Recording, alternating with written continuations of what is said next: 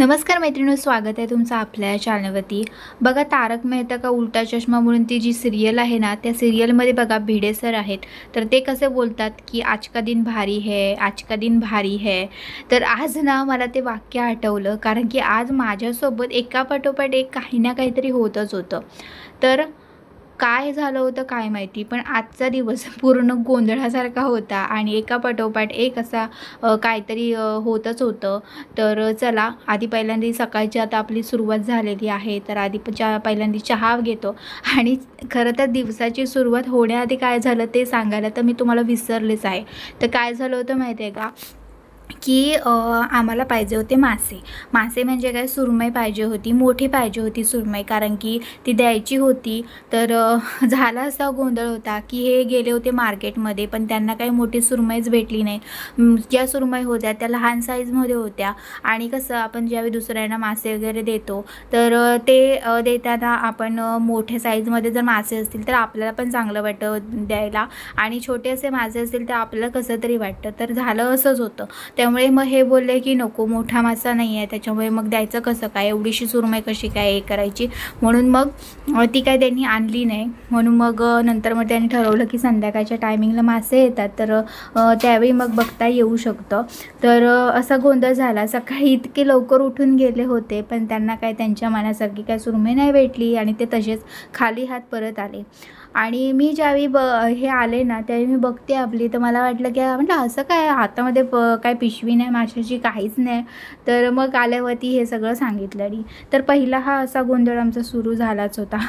तर आणि त्यामुळे काय झालं माहीत आहे का, की मी ठरवलं होतं की म्हटलं ह्यानी मासे आणले नाही, की म्हटलं माशाचं जेवण असणार आहे, तर म्हटलं इतर कशासाठी काय करत बसू।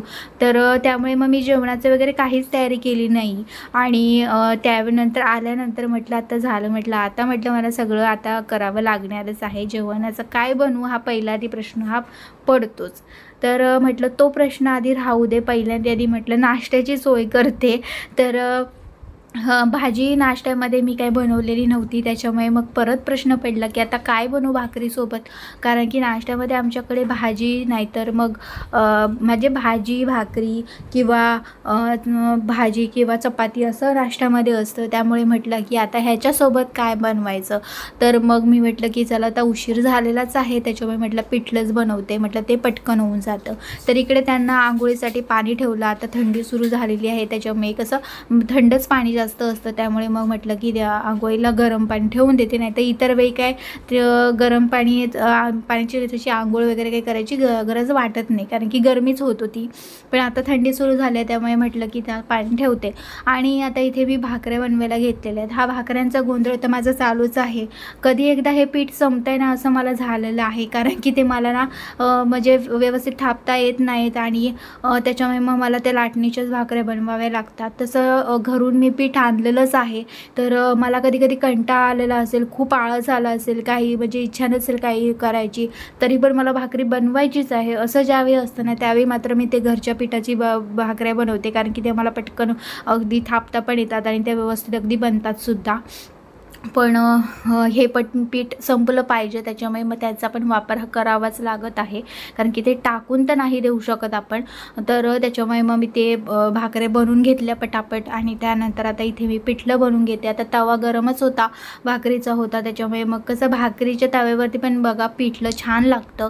तर म्हटलं की त्याच्यावरतीच पटकन पिठलं बनवते। आणि पिठलं हा असा ऑप्शन आहे ना, ज्यावेळी कधी कंटाळा आला असेल किंवा काही नसेल दुसरं कोणतं ऑप्शन, त्यावेळी मात्र हे पिठलं हे बनवलंच जातं। आणि पिठलं मला तरी आवडतंच बाबा भाकरीसोबत, तर खूप छान लागतं पिठलं, अगदी घट्ट पिठलं केलं तर आणखी सुंदर लागतं। तर म्हटलं चला पिठलं आधी बनवून घेते। नंतर प्रश्न होता जेवण काय बनवू, तर म्हटलं आता काय करायचं आहे असं विचार करतच होते। परत मी विचार केला की म्हटलं संध्याकाळी परत, आणि मग समजा ह्यांना मासे भेटले तर म्हटलं हे मासे आणतील, आणि मासे आणल्याने तर परत म्हटलं दुपारचं जेवण काही असेल तर ते परत उरेल। म्हणून मग मी ठरवलं की म्हटलं चला अंड्याचंच बनवते, म्हटलं ते दुपारपुरतं बनवलं की म्हटलं बरं पडेल, मग संध्याकाळी मासे आणले तर काय म्हटलं तेच असणार आहेत।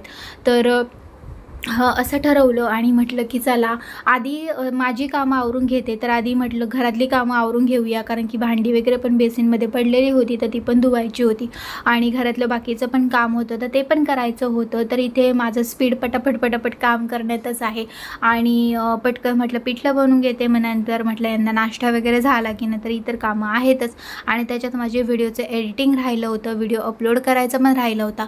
तुम्हाला मी सांगते आज तर असं झालं होतं की जो गोल्डनच्या चालवती पण व्हिडिओ जायचा होता, तर त्याचं पण एडिटिंग राहिलं. ते आदल्या दिवशी रात्री मी केलं आणि त्याच्यानंतर सकाळी मग मी उठले आणि पहिल्यांदा आधी त्याचा व्हिडिओ अपलोड करायला टाकला आणि त्याच्यानंतर मग मी माझ्या बाकीच्या कामांना सुरुवात केली.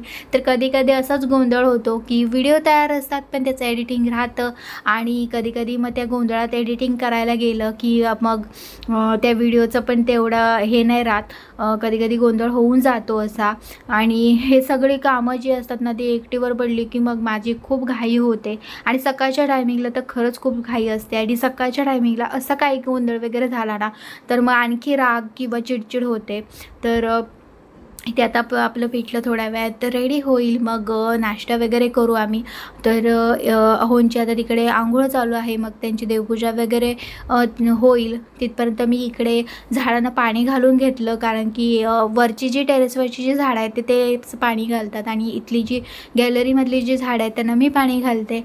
तरी पण बरीचशी झाडं आम्ही वरती ठेवलेली आहेत. जी जागी जास्वंदीची झाडं आहेत ना ती बरीचशी आम्ही वरती ठेवली आहेत. इथे फक्त आता 2च जास्वंदीची झाडं आहेत जी आमच्या अगदी जवळ आहेत. तर सगळ्या झाडांना पाणी घालून घेतलं आणि हल्ली तर पाणी खूप जास्त लागतं झाडांना, कारण की ऊन पण कडक असतं. म्हणजे आता असं झालं आहे दुपारची गरमी आणि रात्री मग थंडी लागते, असं सगळं चालू आहे वातावरण. तर झाडाला पाणी घालून झालं. त्यानंतर माझं लक्ष गेला त्या फुलाकडे. तर हे पिवळ्या जास्वंदीचं झाड आहे खरं तर, पण ते फूल जे होतं ते पिवळं नव्हतं, तर थोडंसं केशरी झालेलं होतं. तर त्याचा कलर कसा काय चेंज झाला मला काही समजलं नाही. मला वाटलं की काही दुसऱ्या जास्वंदीला फूल लागलेलं आहे की काय, पण नव्हतं. ते त्या जास्वंदीला होतं पण त्याचा कलर चेंज झालेला होता.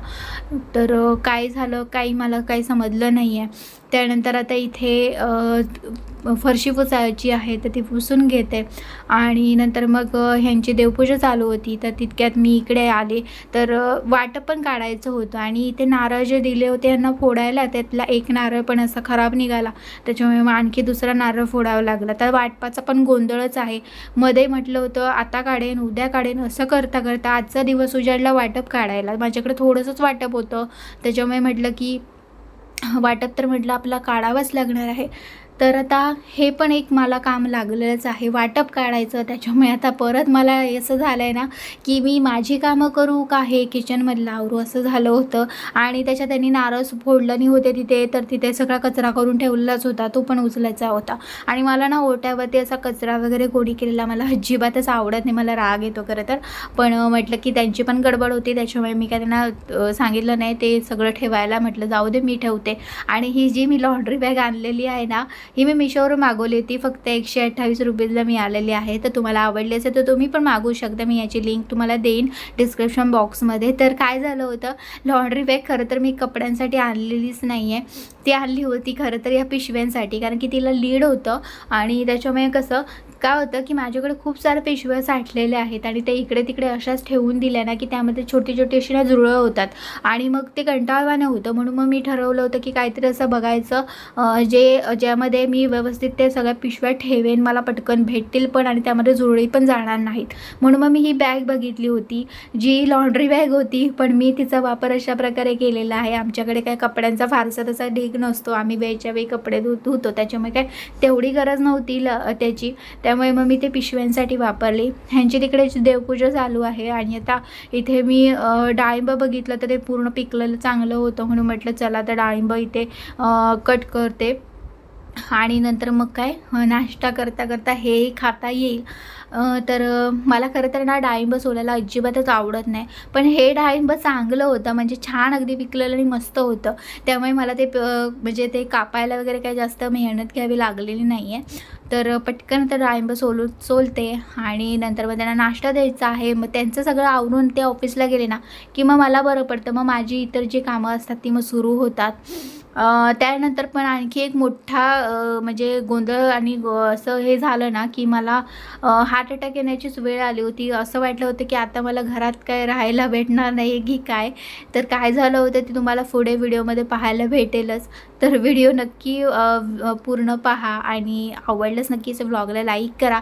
असेच मध्ये-मध्ये मला जसं वेळ भेटेल तसे मी व्लॉग बनवेन, कारण की दररोज एकटीने 3 चॅनल हँडल करायला खूप कठीण जातं.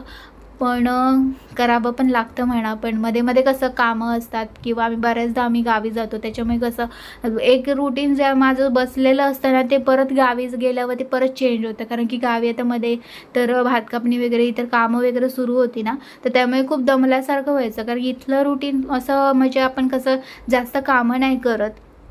इथं राहून आपण गावी गेल्यावरती जरा जास्त कामं होतात आपली. त्यामुळे कसं मग दमल्यासारखं झालं की मग परत दुसऱ्या दिवशी उठायला होत नाही आणि परत ते रुटीन मग चेंज होऊन जातं. मग ज्यावेळी परत रुटीन बसतं त्यावेळी परत मग थोड्या दिवसांनी परत ते चेंज होतं, असं सगळं होतं गोंधळ. तर आता इथे बघा डाळिंब घेतलेली आहेत. ऑफिसला गेलेत. त्यानंतर मग इथे मला बाहेरचा फक्त कचरा काढायचा होता. बाकी सगळं झालं होतं, पण बाहेरचा राहिला होता. रांगोळी पुसायची पण होती, तर ती मी आता इथे झाडून घेते. आणि या गोंधळात माझी जी कॅट आहे, माझी स्वीटी आहे, ती बघा कशी चाललेली आहे ती. तर एकच गोष्ट चांगली झाली यामध्ये की मी व्हिडिओ सुरू ठेवला होता. मला माहीतसुद्धा नव्हतं की ही बाहेर गेलेली आहे ती. तर मला असं वाटलं की ती झोपलेली आहे आतमध्ये. म्हटलं ही झोपले तर ही कशाला बाहेर जाईल, म्हणून मी ते दरवाजा उघडा ठेवला. नाहीतर मी काय दरवाजा उघडा ठेवत नाही आणि माझा अजिबात लक्ष नाही, माझ्या डोक्यात पण सुद्धा नाही की ही बाहेर येऊ शकते. मी माझ्या नादातच होते. म्हणजे माझ्या डोक्यात असे विचार चालू होते की आता रांगोळी काढते, देवाच्या पाया वगैरे पडते आणि त्याच्यानंतर मग म्हटलं माझं व्हिडिओचं एडिटिंग पण आहे तर ते करायला जाते. हे माझ्या डोक्यात तेच विचार सुरू होते आणि ती खाली गेली. आणि मी आता इथे रांगोळी काढते बघा. मला काहीच माहिती नाही आहे. पण त्याच्यानंतर मी बाहेर फुलं पण काढायला गेले, कारण की ती वेलीला जी फुलं लागलेली होती ना गोकर्णाची, ती ह्यांनी काढली नव्हती आणि आज पण भरपूर फुलं लागलेली होती. म्हणून मग म्हटलं की चला मी ती काढते फुलं आणि म्हटलं देवाला पण वाहते. आणि नंतर मग मला ना असं एक मनात आलं की नको आज बघते मी जाऊन स्वीटी आहे की नाही ती तिथे झोपलेली. आणि ज्यावेळी मी बघायला गेले त्यावेळी बाई नाही, म्हणजे मॅडम नाही आमची.